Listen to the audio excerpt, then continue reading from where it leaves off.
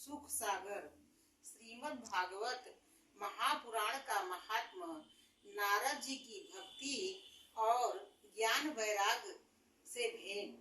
श्री सूत जी कहते हैं, व्यास जी के पुत्र श्री सुखदेव जी ने इस काल रूपी नाग कलयुग को समाप्त करने के लिए श्रीमद् भागवत कथा ही सुनाई थी। एक बार सनकादिक ऋषि विशालपुरी नगरी में एकत्रित हुए। भ्रमण करते हुए वहां नारद जी भी आ गए। अत्यंत उदास और चिंतित होते हुए नारद जी बोले, हे ऋषियों, कलयुग के आ जाने से पृथ्वी पर कोई न ज्ञानी रहा और न ही कोई सिद्ध महात्मा बचा है। मैंने पृथ्वी पर भ्रमण करते हुए श्री कृष्ण की भूमि में एक तरुण स्त्री को अत्यंत दुखी अवस्था में बैठे देखा है और उस युवती की गोद में 2 मृतक पुत्र लेटे हुए थे। मेरे पूछने पर उस स्त्री ने बताया कि मैं भक्ति हूँ और ये दोनों पुरुष मेरे पुत्र ज्ञान और वैराग हैं। मेरा जन्म द्रविड़ देश में हुआ था।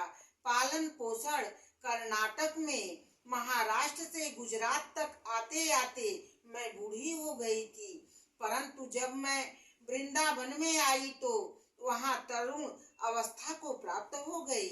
लेकिन मेरे दोनों पुत्र ज्ञान और वैराग मृतक हो रहे हैं। नारद जी ने भक्ति को उपदेश दिया और कहा कि इसका सबसे सरल उपाय यह है कि इन दोनों पुत्रों को तुम श्रीमद् भागवत कथा रूपी अमृत पान कराओ। तत्पश्चात भक्ति ने शौनक आदि ऋषियों मुनियों के द्वारा अपने दोनों पुत्रों को भगवत कथा का रसपान कराया, जिससे वे शीघ्र ही श्री कृष्ण गोविंद हरे मुरारे, हे नाथ नारायण वासुदेवा कहते हुए उठ खड़े हुए और फिर दोनों नवयुवक बन गए। श्रीमद् भागवत पुराण में 12 स्कंध और 18,000 श्लोक हैं। जिस स्थान पर यह कथा होती है वह स्थान तीर्थ बन जाता है। इस शरीर में पाप तभी तक बसता है जब तक वह श्रीमद् भागवत की कथा नहीं सुन लेता।